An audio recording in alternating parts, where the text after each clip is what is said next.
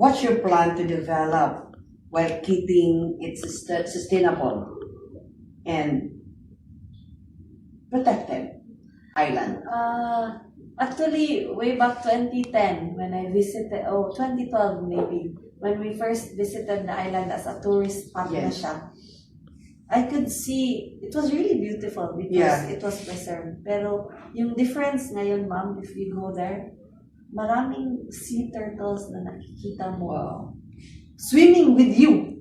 Wala. So, because of the preservation that we have created, 10 years, mahigit more than 10 years, nakikita natin that if we preserve the ecosystem there, we can preserve the beauty of Kalangaman. So, what can I do? Thankfully, we go back to the vlogger that visited the island. Nakita niya na medyo run down yung ibang facilities. Actually, I always take things as constructive criticism. Tama naman siya. So now, I am trying to make a way to find the funds. How do we go about na? By next year, come the peak season, February to June, come peak season, how do we make a way na every tourist is satisfied with what they are paying na environmental fee? So, I think, eye-opener din yung vlogger na pumunta doon. So, Ibig sabihin niya kulang sa amenities. yes. Because you want it to feel na hindi masyadong yung Because local- we're not gusto portraying it yes, as Boracay. Yeah. Gusto mo yung natural talaga. Nature. Yes. So, we're not portraying it as a luxury island. We are portraying it as an island in itself is beautiful already.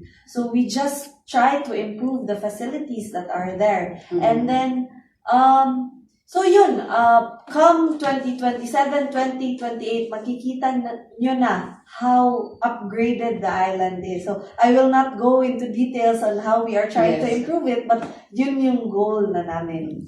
Beyond Kalangaman, ano pa ba yung mga other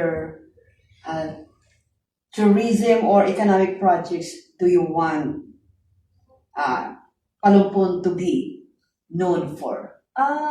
So, we have the Liberty Eco-Terrestrial Park. Yes. So, the tourists can go there if, say for example, bad weather dito sa dagat, and then hindi inaalaw ng Coast Guard na pumunta dun sa Kalangaman. We make different tourist areas that would help the tourists na sayang naman hindi kami makakapunta ng Kalangaman, then we will go to other tourist areas.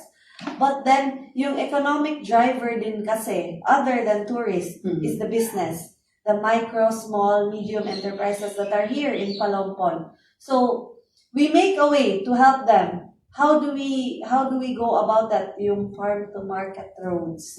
So, we make sure na yung infra is here in Palompon to help the businesses, to help farmers, to help fisher folks on their means of living. I see. You listen, we talk, let the message flow.